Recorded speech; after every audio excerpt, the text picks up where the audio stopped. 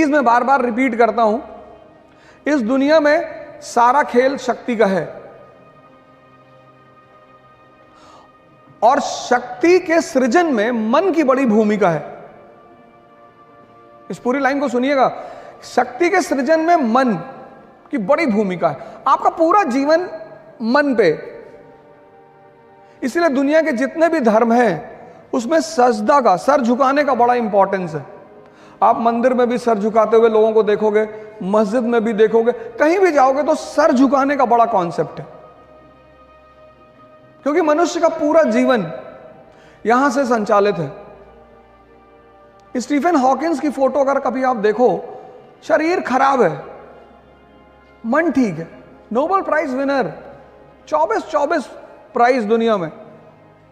और दुर्योधन की अगर आप फोटो देखो तो पूरा शरीर ठीक है, दिमाग खराब है। मैंने कहा ना, आपने देखना बंद कर दिया। आप बादाम का तेल लगा रहे हो सर में, बादाम का शैम्पू लगा रहे हो, बादाम का साबुन लगा रहे हो, और खा रहे हो गुटखा।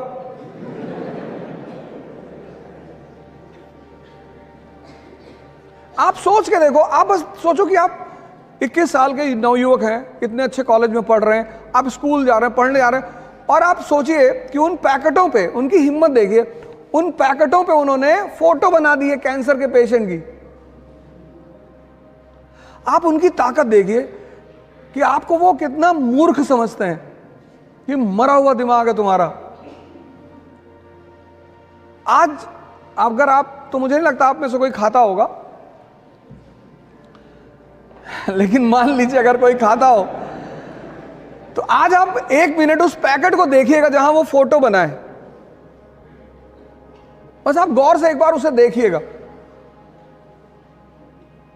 तो जब सारा संचालन मन से होगा, सारा, तो शरीर से ज्यादा किस पे ध्यान दिया जाना चाहिए? मन पे। स्वामी विवेकानंद गए यूरोप, अमेरिका, कोई टाई नहीं, कोई सूट नहीं, कुछ नहीं, कितना सम्मान हुआ। तो वो सम्मान किसका था? ज्ञान का। आज डॉक्टर अंबेडकर भगवान के समान इस देश में हैं, वो सम्मान किसका है? उनके ज्ञान का। किसने उन्हें इतना ताकतवर बनाया? ज्ञान ने। कभी आपको मौका लगे, आप डॉक्टर अंबेडकर की एक किताब जरूर पढ़ना, कंपलसरी पढ़ना। मतलब 2 किताबें तो आपको पढ़नी चाहिए। एक एपीजे कलाम की इग्नाइटेड माइंड्स पढ़नी ही चाहिए आपको। आपको पता चलेगा कि यूथ को क्या क्या कर, उसमें 13 चैप्टर हैं, और वो 13 चैप्टर नहीं है, वो 13 नियम है। जैसे पहला चैप्टर में उन्होंने ड्रीम पे चर्चा की है, सपने पे, कि हर व्यक्ति को सपना देखना चाहिए।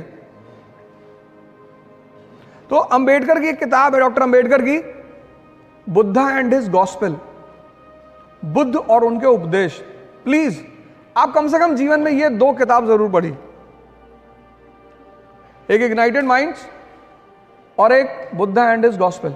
और इन दोनों किताबों का जो एसेंस है, सार, वो यही है कि व्यक्ति को सबसे ज्यादा काम अपने मन पे करना चाहिए।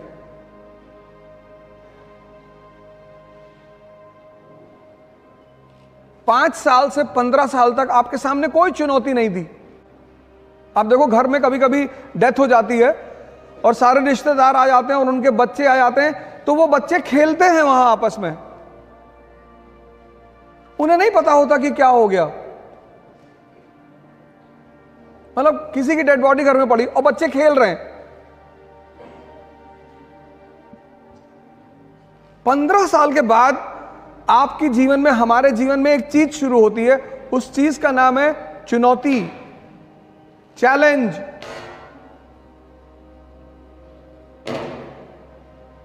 तभी तो रश्मि रथ में एक स्टैंजा है पूरा, आप सबको वो पढ़नी चाहिए।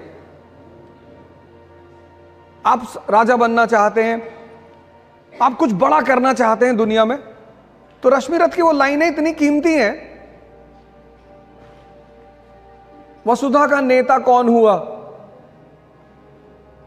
वसुधा मतलब धरती। इसका नेता कौन हुआ? भूखंड विजेता कौन हुआ? सिकंदर की बात हो रही है। अतुलित यश क्रेता कौन हुआ? भगवान श्री कृष्ण। नवधर्म प्रणेता कौन हुआ? भगवान बुद्ध। अब सोचिए, कवि खुद सवाल कर रहा है, वसुधा का नेता कौन हुआ? Question mark. भूखंड विजेता कौन हुआ? Question mark. अतुलित यश क्रेता कौन हुआ? Question mark. नवधर्म प्रणेता? Question mark. कवि क्वेश्चन कर रहा है, जो आपका क्वेश्चन है उसको वो कर रहा है। जिसने ना कभी आराम किया, विघ्नों में रहकर काम किया। विघ्न मतलब चैलेंज, जिससे आप भाग रहे हो। और आप भाग क्यों रहे हो? क्योंकि आपने मन को अपने जीवन से बाहर, आप उसको साइडलाइन करते हो। इस देश में ध्यान वो लोग करते हैं ज्यादातर जो बीमार हैं। मैं बाबा रामदेव के यहां गया था, तो वहां ज्यादातर वो लोग हैं जिनको डायबिटीज है, शुगर है, बीपी है। ये रोगियों के लिए नहीं है, ये युवाओं के लिए है।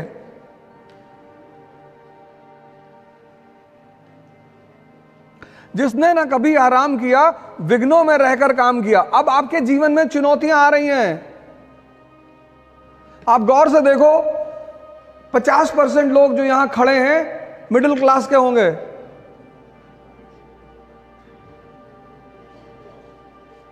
अगर बहनें हैं घर में तो उनका विवाह करना है, आपको नौकरी लेनी है। अब आप गौर करो, एक बहुत भयंकर चीज आपके जीवन में आनी शुरू हो चुकी है, चुनौती। जिसने ना कभी आराम किया, विघ्नों में रहकर काम किया। जीवन में विघ्न जब आते हैं, सोते से हमें जगाते हैं। कैसे? मन को मरोड़ते हैं पल पल। आप देखो कितने परेशान रहते होंगे, अनरेस्ट में रहते होगे, मन नहीं लगता होगा, गुस्सा आता होगा, चिड़चिड़ापन पैदा हो रहा होगा। ये सब चीजें शुरू हो चुकी होंगी। अगर आप अपने जीवन को इंट्रोस्पेक्ट अभी करो, ये वही दौर है आपका, सब इससे गुजरते हैं। मन को मरोड़ते हैं पल पल। आप सोचो, जब आप 4-5 लोग रहते हो तो आप रिलैक्स रहते हो। जैसे आप अकेले होते होगे, आपको बेचैनी शुरू हो जाती होगी। ये चीज इस यहां जितने लोग खड़े उसमें से 80% को होता होगा, गारंटी। आपको बेचैनी, आप चाहते हो कि बाहर निकल जाए, अकेले ना रहें, नींद रात में नहीं आएगी, तो आप कहोगे कि रात भर मैं पढ़ता हूं। जब पलटते पलटते थक जाते होगे, तब सुबह नींद आती होगी।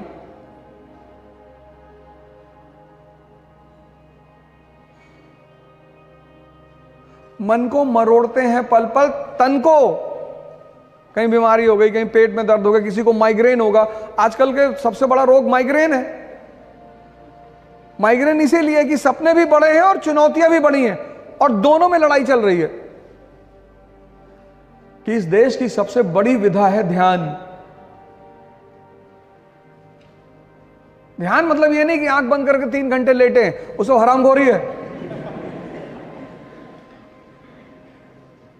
ध्यान मतलब देखना, अपने आप को देखना। उसमें एक प्रक्रिया है। भारत में बड़े सारे सेंटर्स हैं, विपासना के सेंटर्स हैं। बुद्ध ने ये खोज की थी, इस विधि की, विपासना की। विपासना का मतलब होता है आन-पान सत्य, अपने आप सांसों को आते जाते हुए देखना। आप जब भी परेशान हो, इस ट्रिक को लगाइएगा, अपनी सांसों को देखिएगा। आपका मन क्या है ये आपको नहीं पता, विचार कहां से आते हैं ये आपको नहीं पता, और विचार कौन से आएंगे ये भी आपको नहीं पता। मैं क्लास ले रहा था अर्ली इन द मॉर्निंग 8 बजे। एक लड़का आगे ही बैठा था और 700-800 की क्लास थी। तो कुछ देर बाद वो बाहर निकला, फिर आ गया। तो ऐसा होता रहता है, लड़के जाते रहते हैं, आते रहते हैं, वो कोई दिक्कत नहीं है। फिर 15 मिनट बाद वो फिर बाहर निकल गया। तो मुझे लगा इसका शायद तबीयत खराब होगी, फिर आगे बैठा। फिर तीसरी बार जब वो उठा तो मैंने उसे रोका, मैंने कहा क्या हो रहा है? कह रहा सर मुझे बार बार लग रहा है कि भूकंप आ रहा है। ये तुम्हारा मन ही तो है। विचार फेंक देता है। तुम बैठे हो और विचार कब फेंकेगा? जब पढ़ने बैठोगे तब। तुम पूरे दिन घूमो, ये तुमसे कुछ नहीं कहेगा। जैसे तुमने किताब खोली, एक विचार फेंक देगा, सीतापुर वाली बुआ पापा से मकान में हिस्सा मांग रही।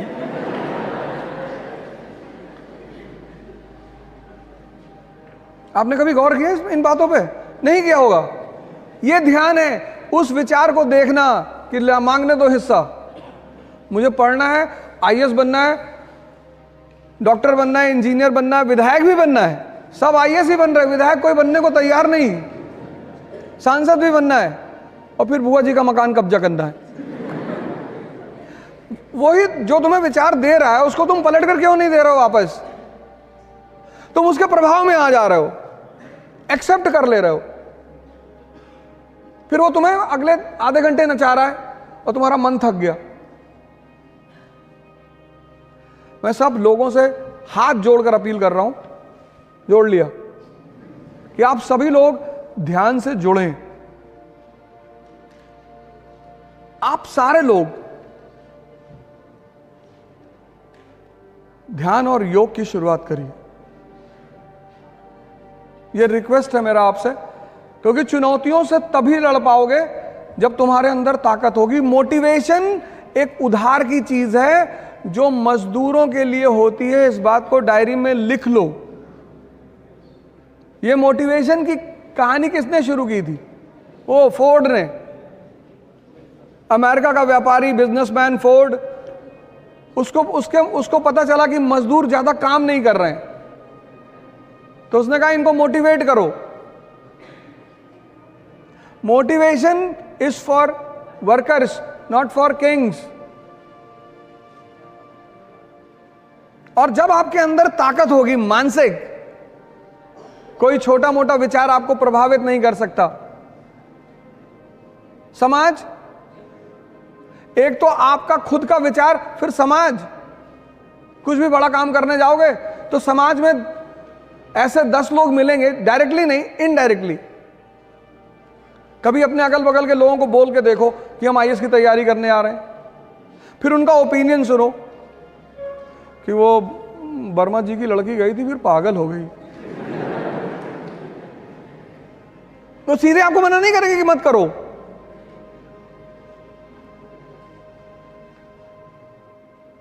अब अगर आप सोचो कि जिस समाज में आप रहते हो, और ये सबके साथ होता है, ऐसा नहीं आपके साथ हो रहा है या आपके साथ होगा, सबके साथ।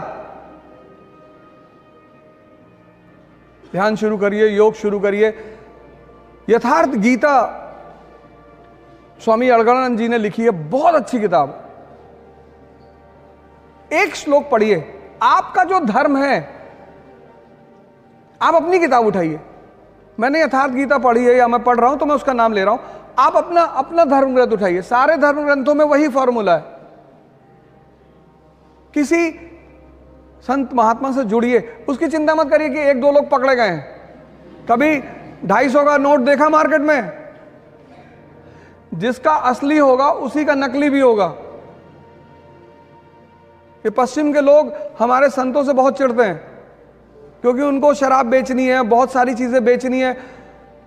अब वो एक्स का ऐड करते हैं, एक्स डीओ। एक लड़का कॉलेज जा रहा है, उससे कोई लड़कियां बात नहीं कर रही, वो बहुत डिसअपॉइंटेड है। फिर वो तीसरे दिन आता है, फिर वो एक्स लगा के जाता है, फिर परियां गिर रही है आसमान से।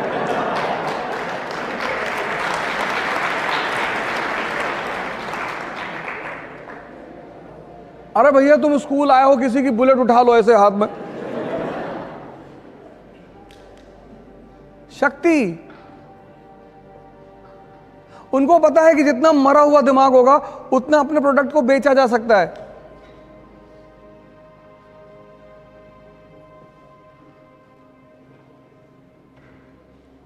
भाई तुम्हारे बहुत सारे स्टूडेंट होंगे जिनके बाल गिर रहे होंगे। चुनौती है, स्ट्रेस है, प्रेशर है, उससे तुम्हारे बाल गिर रहे हैं।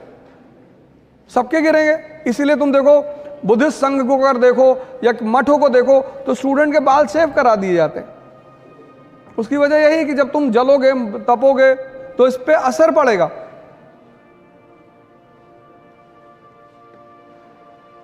हमसे एक बार एक लड़के ने सेमिनार के बाद पूछा कि आपके नहीं गिरे? मैंने कहा वीव कराएं, अच्छा नहीं नहीं असली है।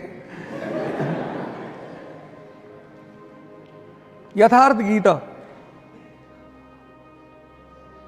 जो भी पढ़ना चाहें, और फ्री में आप उसकी साइट पे जाओ, फ्री में, आपको पैसा भी नहीं देना।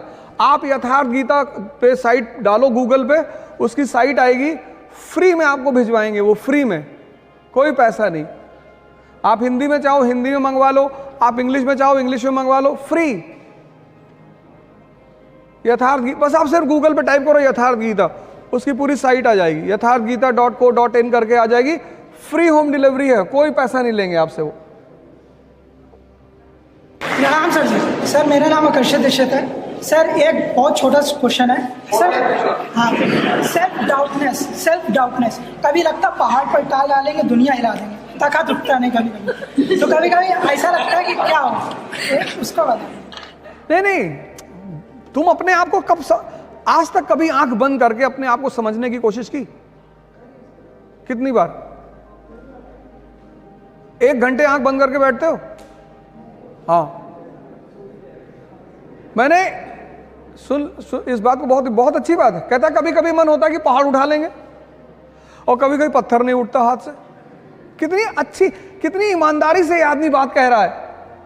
ये हम सबकी हकीकत है, ये हम सबकी हकीकत है। ये जो आदमी बात कह रहा है, ये एक आदमी की बात नहीं, ये हम सबकी है। तो सुनो क्या होता है उसमें। ये जो तुम्हारा सबकॉन्शियस, ये जो सारा ये मन ही तो है। हाँ, वो ऐसे चलता है, ऐसे पैराबोला बनाता है, ऐसे विचार फेंकता है, विचार। बस बस बस बस, इसको पकड़ लो। कबीर ने कहा कि जो व्यक्ति अपने मन को अपना गुलाम बना लेगा, बस वही इस दुनिया पे राज करेगा। क्योंकि जैसे तुम्हें 4 बजे उठना है, अब तुम्हारी नींद खुली 4 बजे, अब इसने तुमसे क्या कहा कि 5 मिनट और। इतनी ठंडक में कौन उठता है? नेहरू जी 11 बजे सो के उठते थे। तुमने एक बात इसकी गौर की, जो काम इसे तुमसे कराना होता है उसके लिए बड़े अच्छे अच्छे एविडेंस देता है। ये कोई सिगरेट पीता है तो उससे कहता है नेहरू जी भी पीते थे, स्टालिन भी पीते थे। अरे स्टालिन नाली का पानी पीता था, पियोगे? बस जैसे ही तुम्हारी 4 बजे नींद खुले और ये तुम्हें राय देने लगे, उसको राय को पकड़ लो तुरंत कि अच्छा हम ही को समझा रहे हो। इस दुनिया में हर व्यक्ति अपने मन से परेशान है, लेकिन चूंकि वो उसे देख नहीं पाता, इसलिए दूसरे को परेशानी का कारण बताता है।